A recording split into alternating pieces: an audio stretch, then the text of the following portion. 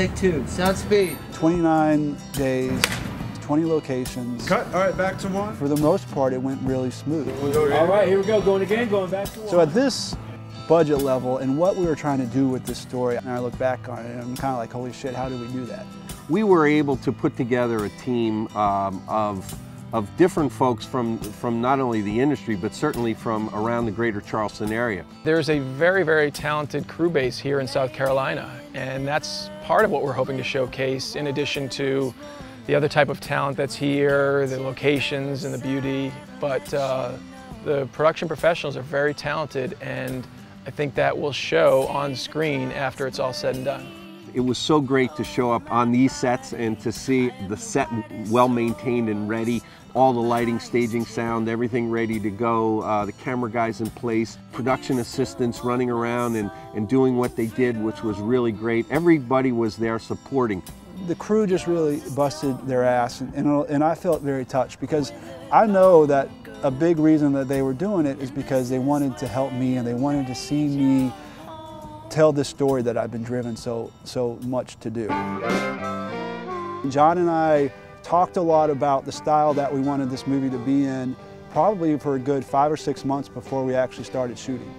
We would watch movies together and really get specific about what we wanted to do with the cinematography. But once we started shooting, we were very much in sync. And Brad puts his spin on it, and it's just amazing. So he's very, very talented. He's very open. He doesn't get disappointed if we give some constructive criticism. He welcomes that. I mean, he's a very creative and artistic guy, but he's also a sharp businessman as well. The way he worked with actors was very, very good. He gave them the freedom that they maybe needed and wanted, but pulled in the reins a little bit, and ultimately we got the best performances from all of our actors. It's really about it. As he walks off, they say, you know, I'm a homeboy. I'm from Charleston, I'm from South Carolina. I feel a very strong connection to the land. That's an element to the story in itself. So there's a lot of places, specific places that I knew we wanted to use for this film. We were very fortunate to have a lot of support from this community in this film, throughout all stages, but especially with locations. People were very open to letting us use some special places because of what we represented as a local project and as a story that was really about this place. You know, the Charleston County Parks, they had all these properties for us. One of those was using the Folly Pier. The town of Folly was incredibly supportive of us for a lot of reasons, but I think they just wanted to help us. They were being friendly, they were being neighborly.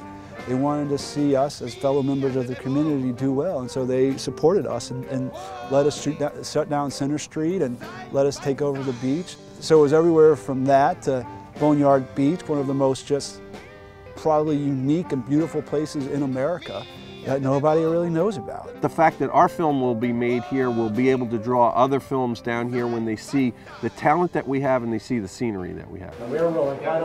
One thing that I think is at the core of this project is definitely kind of doing things differently, or doing things what seemed to make the most sense and work the best creatively, and not because you're supposed to do them that way. I think that's actually why us being outside of the main feature film market is an asset. We're not kind of tied to any one way to approach making a movie or telling a story. And we can really just kind of make the movie that feels right to us. You know, you always have high hopes for the project that you're working on.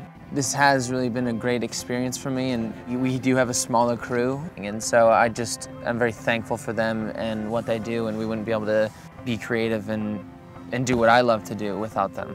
And that really goes back to all of the talent and hard work that the crew put into this. You know, having that support was so essential, and not just to the story, but to the mechanics of it.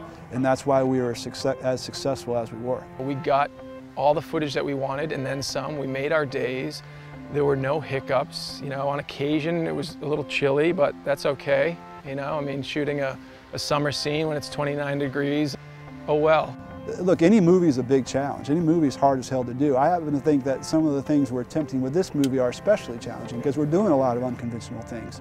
And the more people you can have that are smart and creative and looking for solutions to execute this challenge, the better we are.